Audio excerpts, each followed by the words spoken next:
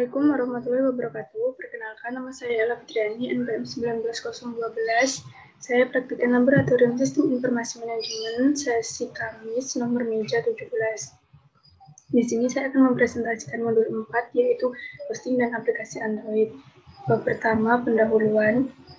Secara garis besar, sistem informasi manajemen adalah sistem informasi yang digunakan untuk mengambil keputusan, mengkoordinasi, mengontrol, menganalisis, serta memvisualisasi suatu informasi dalam organisasi. Selanjutnya, hosting adalah layanan berbasis internet yang menyediakan sumber daya atau research untuk disewakan sebagai tempat menyimpan data atau tempat menjalankan aplikasi atau website di tempat terpusat yang disebut dengan server. Android adalah sistem operasi yang dirancang oleh Google dengan basis kernel Linux. Android bersifat open source atau bebas digunakan, dimodifikasi, diperbaiki, dan didistribusikan oleh para pembuat ataupun pengembang perangkat lunak. Dengan sifat open source, perusahaan teknologi bebas menggunakan OS ini di perangkatnya tanpa lisensi alias gratis.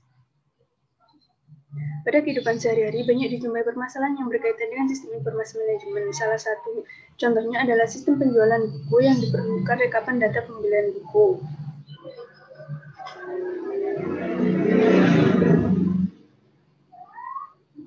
Maka dari itu, kita diharuskan untuk membuat website dan aplikasi Android untuk mempermudah proses penjualan buku serta proses perekapan penjualan buku. Website dan aplikasi Android ini dibuat dengan menggabungkan database serta menggunakan hosting dengan menggunakan software FileZilla yang kemudian dapat membantu menyelesaikan permasalahan-permasalahan tersebut. B. Rumusan masalah. Adapun rumusan masalah pada praktikum hosting dan aplikasi Android ini adalah bagaimana membuat sistem informasi berbasis web dan aplikasi Android menggunakan hosting dan FileZilla tentang sistem penjualan buku di sebuah toko buku. Tujuan praktikum. Adapun tujuan praktikum dari hosting dan aplikasi Android ini adalah 1. Untuk mengetahui kekurangan dan kelebihan dari aplikasi Android. 2. Untuk mengetahui jenis-jenis layanan hosting. 3. Untuk mengetahui cara membuat aplikasi Android sistem penjualan buku.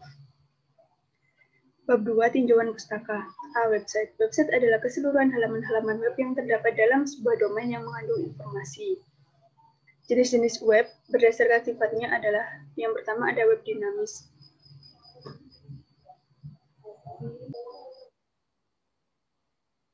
Jenis-jenis web berdasarkan sifatnya adalah yang pertama ada web dinamis, merupakan sebuah website yang menyediakan konten atau isi yang selalu berubah-ubah setiap saat. Misalnya, seperti website berita, seperti www.kompas.com, www.detik.com, www.polipdg.ac.id, dan lain-lain. Yang kedua ada website statis, merupakan website yang kontennya sangat jarang diubah, misalnya web profile, organisasi, dan lain-lain. Selanjutnya ada website berdasarkan tujuan. Yang pertama personal website, yaitu website yang berisi informasi pribadi seseorang. Yang kedua corporate web, website yang dimiliki oleh sebuah perusahaan. Yang ketiga portal web, website yang mempunyai banyak layanan mulai dari layanan berita, email, dan jasa-jasa lainnya. Yang keempat ada forum web, sebuah web yang bertujuan sebagai media diskusi.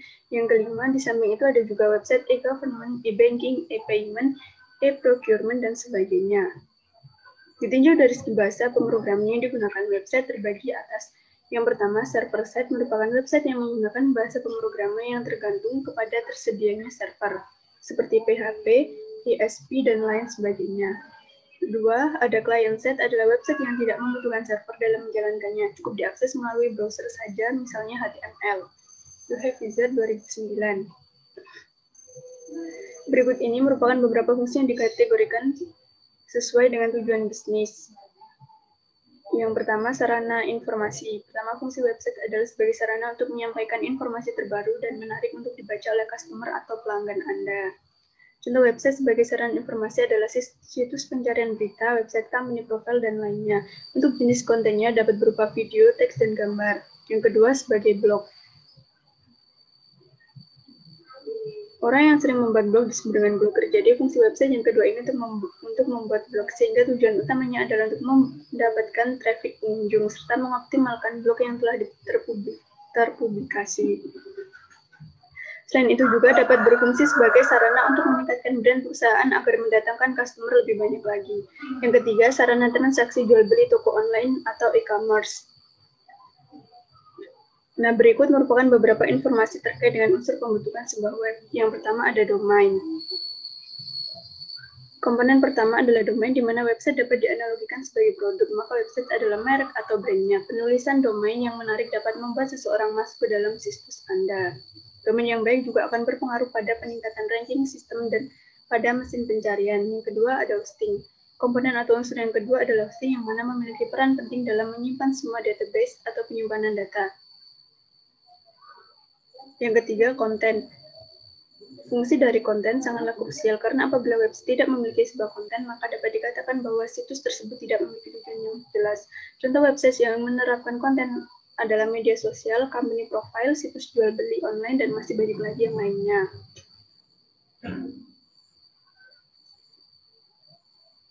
Selanjutnya ada 3 jenis website berdasarkan pengembangannya. Yang pertama ada website statis, yang kedua website dinamis, dan website interaktif. B. Hosting. Hosting atau web hosting adalah sebuah tempat di mana file dan data yang diperlukan website disimpan serta dapat diakses dan dikelola melalui internet. File yang disimpan pada hosting berupa video, gambar, email, script, aplikasi, dan database. Hosting bisa diibaratkan sebagai sebuah apartemen yang disewakan dengan ukuran tertentu. Dan setiap bangunan apartemen pasti memiliki ukuran yang berbeda-beda antara apartemen A dan apartemen B. Selanjutnya, sedangkan untuk domain adalah nama dari website yang dibuat atau sebuah alamat yang dapat diakses oleh pengguna melalui internet. Nah, selanjutnya ada kelebihan dari domain. Yang pertama, harga murah. Tersedia berbagai jenis paket berbeda berdasarkan resource yang disediakan, sehingga jika website melebihi limit yang ditetapkan dapat melakukan update ke paket yang lebih tinggi. Kebanyakan layanan sudah menyediakan kontrol panel seperti cPanel, sehingga dapat memudahkan dalam mengelola website. Tidak perlu repot melakukan maintenance pada server karena sudah dihandle oleh layanan hosting. Kekurangannya adalah waktu loading website yang lebih lambat jika dibandingkan dengan dedicated hosting, tapi pengguna dapat mengatasi hal ini dengan menggunakan Cloudflare. Berikut adalah tips dalam memilih layanan web hosting. Yang pertama, ketahui kebutuhan hosting. Dengan berikut adalah hal-hal penting yang perlu diperhatikan. Yang pertama ada uptime. Salah satu yang paling penting harus dimiliki oleh sebuah web hosting antara lain adalah menjalankan website selama 24 jam dalam 7 hari, sehingga membutuhkan sebuah web hosting yang memiliki performa server dan konektivitas maksimal. Nilai uptime 95,5% ke atas adalah yang paling direkomendasikan. Yang kedua, terdapat pilihan upgrade. Yang ketiga, fitur add-on domain. Yang keempat, kontrol panel yang mudah digunakan. Yang kelima, ada support 24 jam. Dan selanjutnya, berikut jenis-jenis hosting yang perlu diketahui. Yang pertama, shared hosting. Jenis hosting yang satu ini sangatlah populer dan paling sering digunakan. Bagi pengguna pemula, sangat disarankan untuk menggunakan jenis hosting yang satu ini. Shared hosting memang cukup bagus digunakan untuk sebuah website yang masih baru dan tidak memiliki terlalu banyak traffic. Harganya pun cukup murah sehingga tidak akan berat di kantong. Namun, shared hosting mengharuskan kamu berbagi server dengan orang lain. Jadi saat traffic dari website pengguna lain tersebut tinggi, maka bisa berpengaruh pada kinerja websitemu. Yang kedua, cloud-based hosting. Cloud-based hosting mengacu pada teknologi hosting yang cukup baru. Salah satu terobosannya adalah memungkinkan ratusan server bekerja sama hingga terlihat seperti satu server raksasa. Jenis hosting yang satu ini menjadi incaran banyak orang karena tidak akan mengalami downtime. Bahkan saat server sedang bermasalah, maka tidak akan berpengaruh pada website. Yang ketiga, VPS hosting. VPS atau Virtual Private Server adalah jenis hosting selanjutnya yang perlu diketahui. Hosting ini adalah primadona dari banyak pengguna karena memiliki banyak kelebihan yang menarik. Salah satu kelebihannya adalah pengguna mendapatkan space server yang dedicated.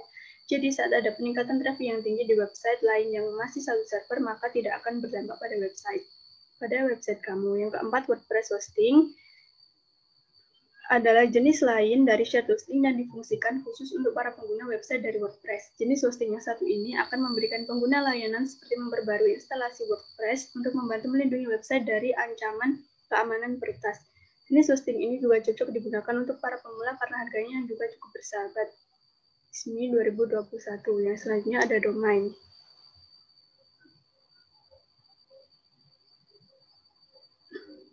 Nama domain terdiri dari dua elemen utama, contohnya facebook.com. Memuat nama website yaitu Facebook dan ekstensinya .com. Pada saat perusahaan atau orang pribadi membeli nama ini, mereka bisa menentukan server mana yang menjadi tujuan pengarahannya.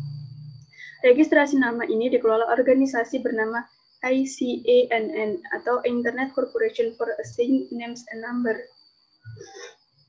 ICANN menentukan ekstensi yang tersedia dan memiliki database yang tersentralisasi berisi informasi pengarahan nama domain. Setiap website dibuka terdiri dari dua elemen utama, yaitu nama domain dan web server. Yang pertama, web server adalah mesin fisik yang menyimpan file dan database website pengguna lalu menampilkannya kepada para pengunjung situs saat mereka mengakses atau membuka website yang telah dibuat oleh pengguna dari komputer. Yang kedua, nama ini merupakan nama yang diketikkan oleh pengguna untuk membuka dan mengakses website. Yang ketiga, nama domain bekerja layaknya shortcut yang mengarahkan pengunjung ke server yang mengonlinekan website. Nah, selanjutnya berikut beberapa tipe domain yang paling banyak digunakan. Yang pertama, TLD atau top level domain. Tipe ini merupakan top level atau tingkat atas dalam sistemnya di internet. Tersedia ribuan TLD yang bisa digunakan dan yang paling populer antara lain adalah .com, .org, .net, dan .edu. Selanjutnya ada CCTLD atau Country Code Top Level Domain. CCTLD hanya menggunakan dua huruf berdasarkan kode negara internasional, misalkan US untuk United States dan JP untuk Jepang. Biasanya pengguna CCTLD adalah perusahaan yang membuat situs khusus bagi wilayah-wilayah tertentu dan bisa menunjukkan kepada pengunjung bahwa situs yang mereka kunjungi valid sesuai tujuan. Yang ketiga ada GTLD atau Generic Top Level Domain. GTLD pada dasarnya adalah TLD yang tidak menggunakan kode negara. Sebagai besar GTLD memiliki pengguna tertentu, misalnya .edu untuk website institusi pendidikan atau edukasi. Nah, pengguna ini tidak harus memenuhi syarat tertentu untuk mendaftarkan GTLD seperti .com yang tidak selalu untuk website komersial. Tipe nama lainnya ada yang pertama second domain, ada yang kedua ada subdomain, lalu yang ketiga ada domain gratis. Nah, selanjutnya ada D, aplikasi. Aplikasi adalah suatu perangkat Linux, software, atau program komputer yang beroperasi pada sistem tertentu yang diciptakan dan dikembangkan untuk melakukan perintah tertentu.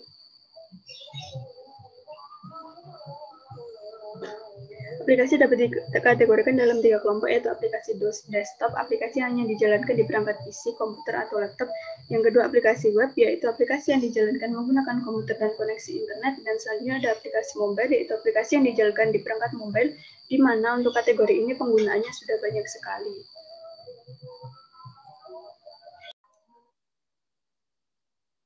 Berikut ada beberapa kriteria yang menandakan suatu aplikasi berkualitas dan bermanfaat bagi penggunanya. Yang pertama, aplikasi dapat memenuhi kebutuhan user. Yang kedua, aplikasi dapat berjalan di multiplatform. Dan yang ketiga, aplikasi dapat merespon instruksi dengan cepat serta membutuhkan resource atau prosesor memori storage yang rendah. Android. Android merupakan salah satu sistem operasi atau operating system berbasis mobile yang sangat banyak digunakan sekarang ini, utamanya pada telepon pintar atau smartphone ataupun tablet. Sejak diperkenalkan pada tahun 2007, Android mempunyai beberapa varian atau versi. Yang terbaru adalah versi OS Android 10 yang diperkenalkan pada 3 September 2019 lalu.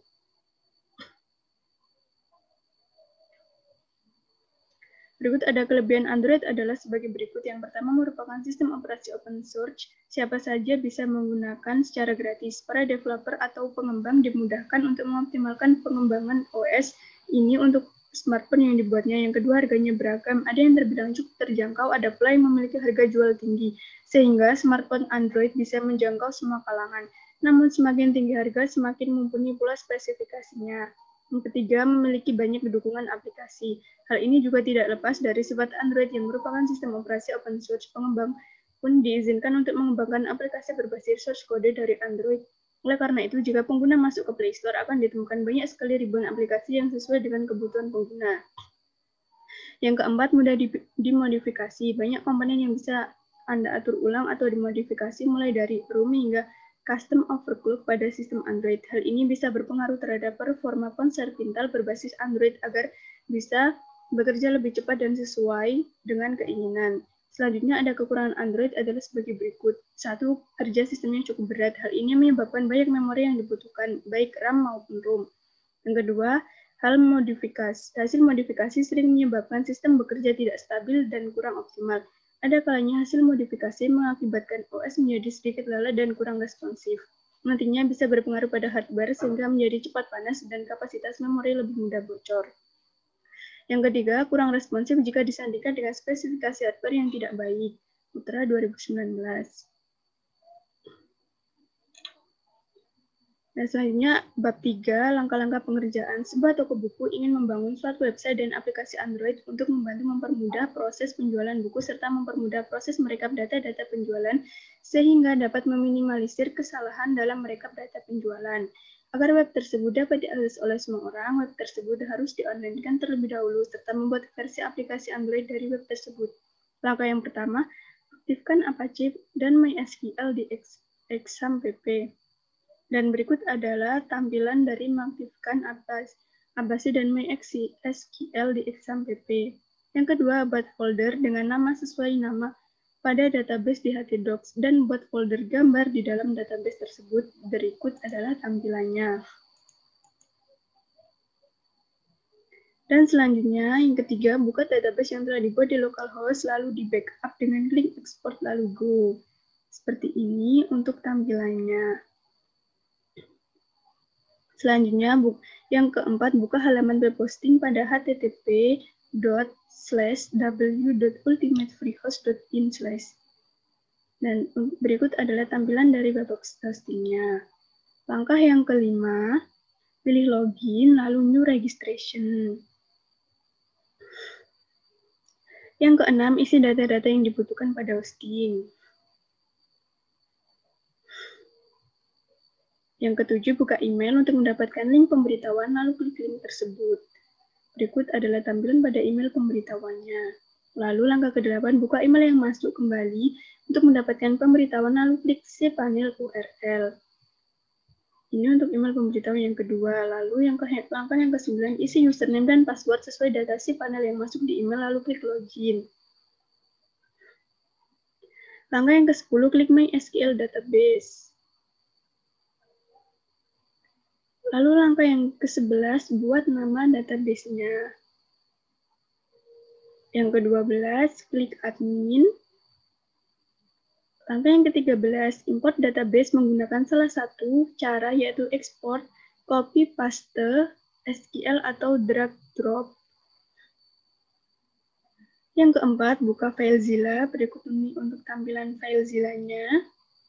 Lalu, langkah yang ke-15, masukkan data-data yang didapatkan melalui email pada host, username, dan password, lalu klik connect, lalu OK. Langkah yang ke-16, kembali ke menu hosting dan pilih Open File Manager. Langkah yang ke-17, edit koneksi, lalu klik Save. Berikut untuk tampilan pada edit koneksinya. Lalu langkah ke-18, buka tampilan website hosting dengan cara klik domain yang telah dibuat, lalu isikan username dan password, lalu login. Berikut tampilan interface hostingnya. Lalu langkah ke-19, buka aplikasi appgeyser.com, lalu klik Create App. Berikut adalah tampilan aplikasi AppGeyser. Yang ke-20, klik website. Langkah yang ke-21, copy paste website URL, lalu klik save, lalu next. Yang ke-22, buat nama aplikasi, lalu klik next, dan ikuti langkah-langkah berikutnya. Nah, selanjutnya, bab 4 adalah hasil dan pembahasan mengenai output dari web online dan aplikasi Android kelainan toko buku Ella dan Sofia akan dilanjutkan oleh rekan saya, yaitu Siti Sofia Maisaro.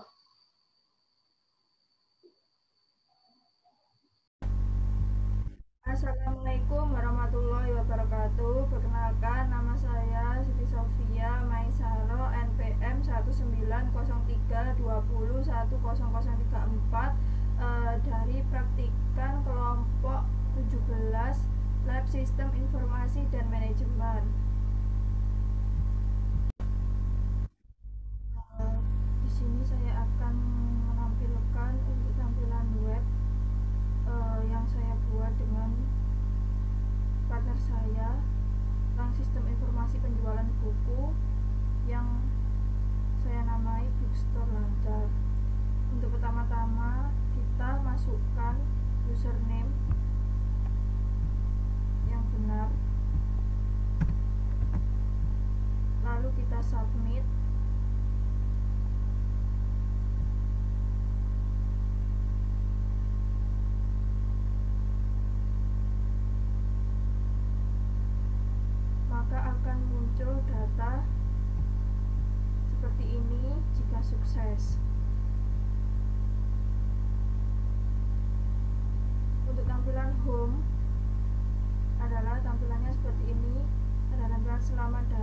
sistem informasi penjualan buku Ella Sophia. Lalu kita akan mencoba untuk login lagi menggunakan username dan password yang salah.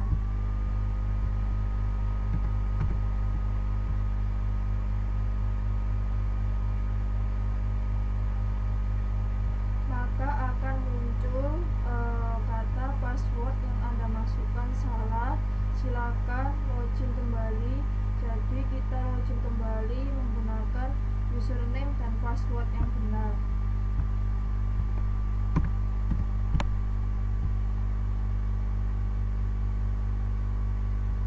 Lalu untuk input pembeli, kita coba masukkan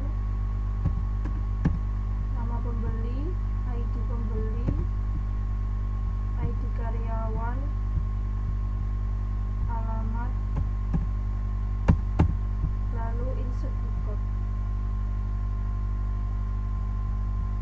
Untuk data yang kita inputkan ada di bagian bawah, yaitu nama pembelinya Ina, ID pembelinya 87, ID karyawannya 36, dan untuk alamatnya Rapi. Kita kembali, kita cek untuk data pembeli. Nama Ani ada di bagian, nama Ina ada di bagian bawah dengan ID pembelinya 87, ID karyawannya 36, dan alamatnya Kapi. Kita klik kembali, lalu kita input karyawan, nama karyawan ini, ID karyawan, nomor karyawan,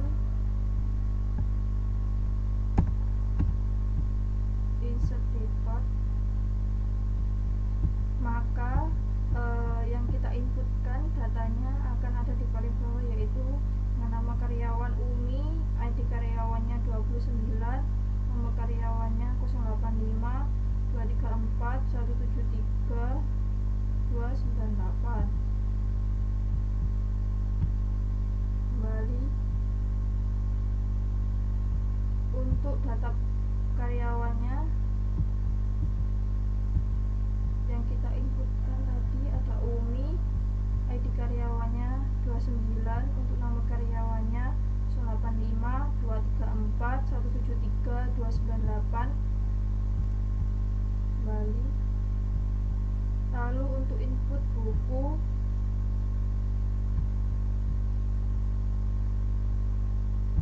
judul buku,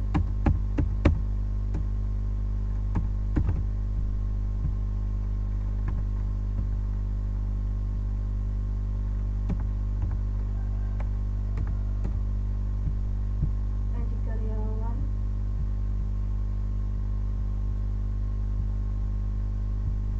harga,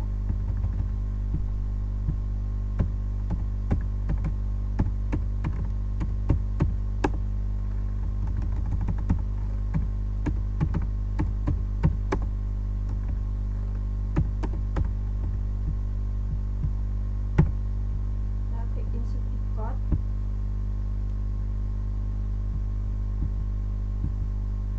Maka akan muncul di judul bukunya buku 77, ISBN-nya 136, ID karyawannya 41, ID kasirnya 26, harganya 40.000, penerbit 50, dan jumlah stok 2.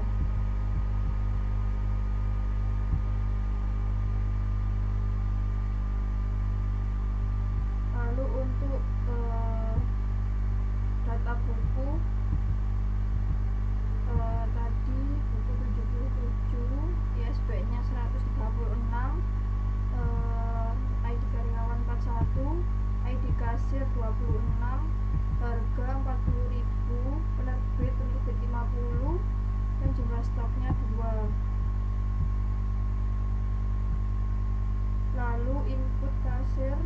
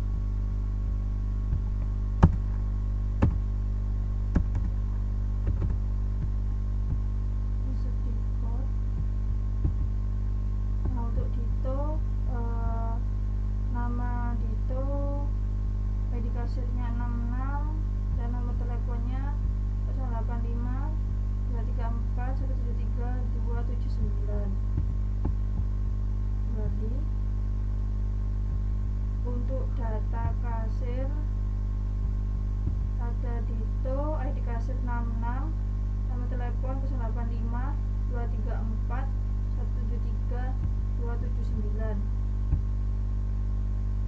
Lalu untuk nota, nama barangnya buku,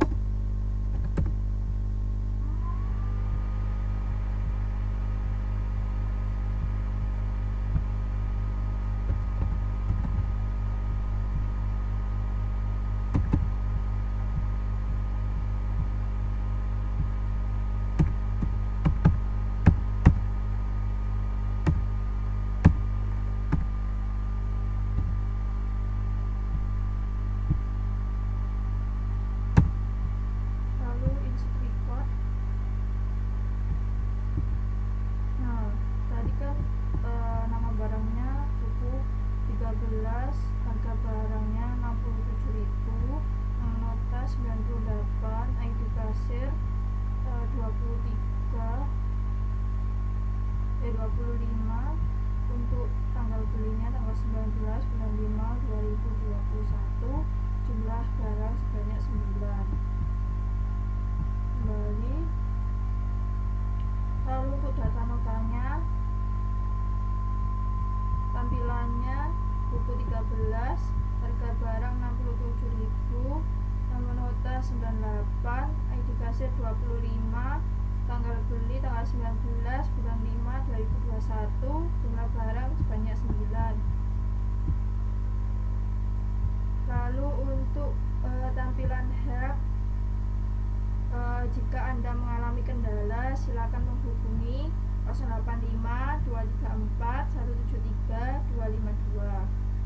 Untuk tampilan about, yaitu untuk memenuhi tugas praktikum sistem informasi manajemen dibuat oleh Ella Fitriani 19/12 dan Siti Sofia Maisaro 19/34, maka kita membuat sistem informasi penjualan buku yang memudahkan kita dalam membeli sebuah buku. Lalu logout. Terima kasih atas kunjungan Anda.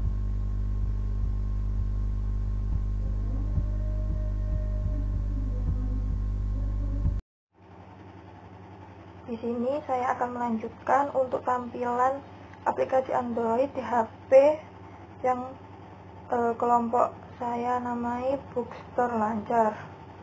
Pertama-tama kita tekan dulu, lalu kita masukkan username,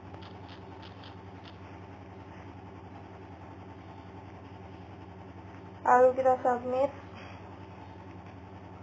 maka akan menghasilkan tampilan seperti ini. Untuk tampilan home akan tampil seperti ini. Lalu kita akan mencoba untuk login lagi, tapi menggunakan username yang salah.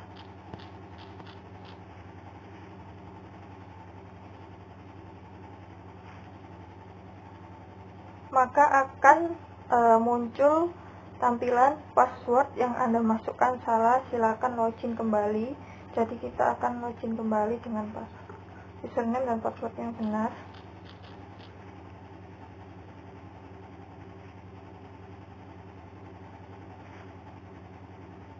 Nah, maka kalau sukses akan tampil seperti ini. Lalu kita akan input pembeli, nama pembeli,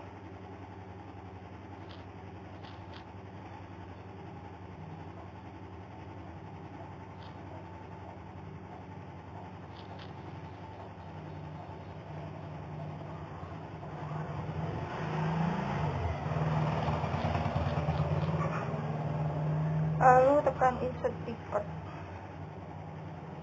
Maka tampilan Ani akan ada di bagian bawah, yaitu dengan nama pembeli Ani, ID pembelinya 45, ID karyawannya 39, dan alamatnya Jabon. Kita tekan kembali. Untuk data pembeli, nama Ani tetap ada di bagian bawah, yaitu nama pembelinya Ani, ID pembelinya 45, ID karyawannya 39, dan alamatnya Cirebon. Lalu kita coba untuk input karyawan.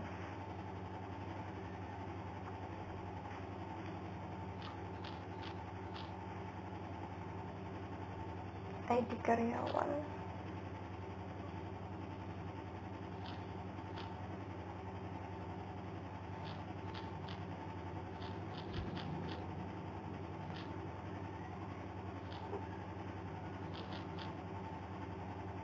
Kita insert record.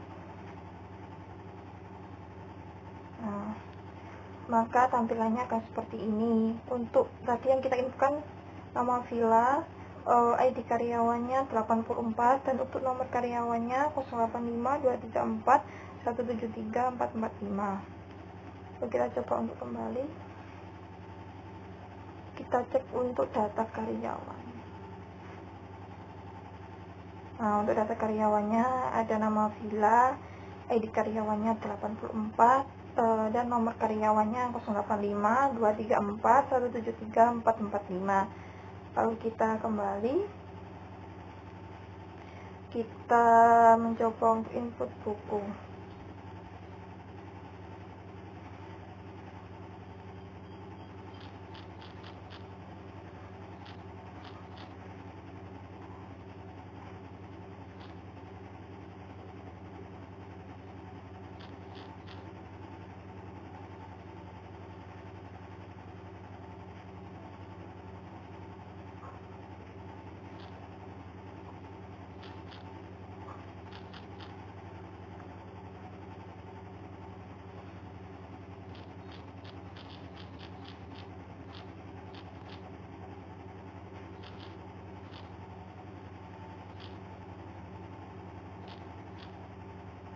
Kita insert record.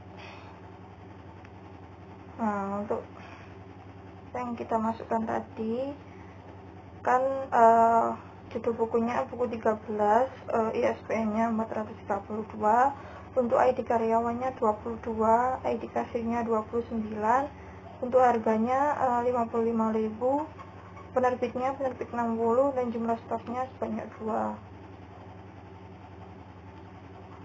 Untuk data buku sama, buku 13 ada di paling bawah, ISBN-nya 432,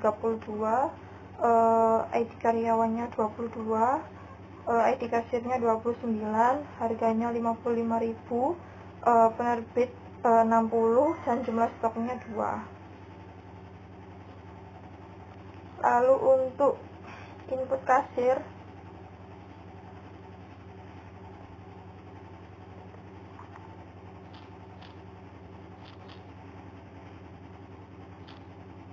kita isi.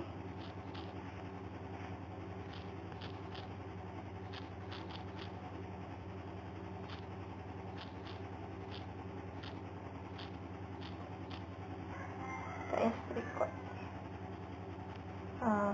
Akan muncul seperti ini untuk tampilannya, yaitu untuk namanya yang tadi yang kita inginkan kan Gigi, lalu ada ID kasirnya 87, dan untuk nomor teleponnya 085234173556. Kita kembali, lalu kita cek untuk datanya, data kasir. Untuk Gigi berada di posisi bawah, yaitu Gigi, namanya, ID kasirnya 87, dan untuk nomor teleponnya 085234173556. Kita tekan kembali, lalu kita input nota. Untuk nama barangnya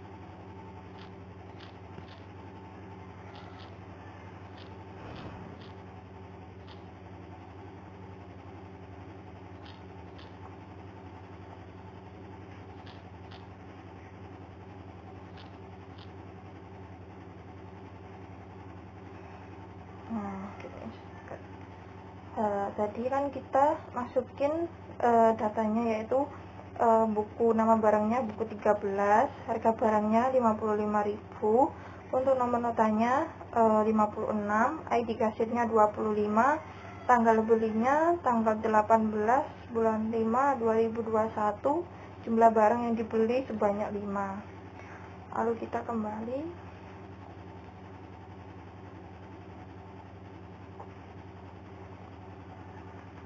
Nah, untuk tampilan help, kalau kita ada kendala, silakan menghubungi 085234173252 jika mengalami kendala dalam melakukan login atau saat melakukan pembelian. Untuk tampilan about-nya, yaitu untuk memenuhi tugas praktikum Sistem Informasi Manajemen dibuat oleh Ella Fitriani 19.012 dan Siti Sofia Maisaro 19.034, maka kita membuat sistem informasi penjualan buku yang memudahkan kita dalam membeli sebuah buku. Kalau sudah, kita tekan logout. Terima kasih.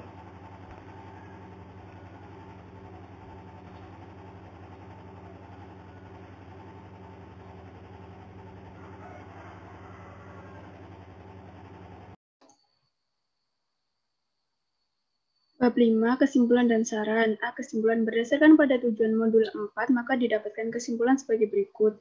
1. Kelebihan dari aplikasi Android merupakan sistem operasi open source, harganya beragam, memiliki banyak dukungan aplikasi, dan mudah dimodifikasi. Kekurangan dari aplikasi Android adalah kerja sistemnya cukup berat. Hasil modifikasi sering menyebabkan sistem bekerja tidak stabil dan kurang optimal, dan kurangnya responsif jika disandingkan dengan spesifikasi hardware yang tidak baik. Kesimpulan yang kedua, terdapat 4 jenis hosting yang diketahui, yaitu shared hosting, cloud-based hosting, VPS hosting, dan WordPress hosting. Yang ketiga, pembuatan aplikasi Android sistem penjualan buku dapat dilakukan setelah membuat web online dari studi kasus di atas. Setelah membuat website online, maka kita bisa membuka website https://appsgeisure.com/ di website tersebut. Kita hanya mengcopy tautan dari web online yang telah dibuat sebelumnya. Setelah itu memilih icon dan memberi nama aplikasi Android tersebut. Setelah semua langkah-langkah terpenuhi, maka kita bisa mendownload aplikasi tersebut dan bisa diinstal di Android masing-masing. B. Saran. Adapun saran yang diberikan untuk laporan modul 4 ini adalah 1. Sebaiknya diberi penjelasan lebih rinci tentang langkah-langkah pembuatan web online dan aplikasi Android agar tidak terjadi error. Yang kedua, sebaiknya jangan terlalu cepat saat menjelaskan langkah-langkah pembuatan web online dan aplikasi Android agar praktikan dapat lebih memahami. Yang ketiga, sebaiknya diberikan penjelasan secara rinci mengenai aplikasi-aplikasi yang digunakan dalam proses pembuatan web online dan aplikasi Android. Selanjutnya, bab 6 terdapat daftar pustaka.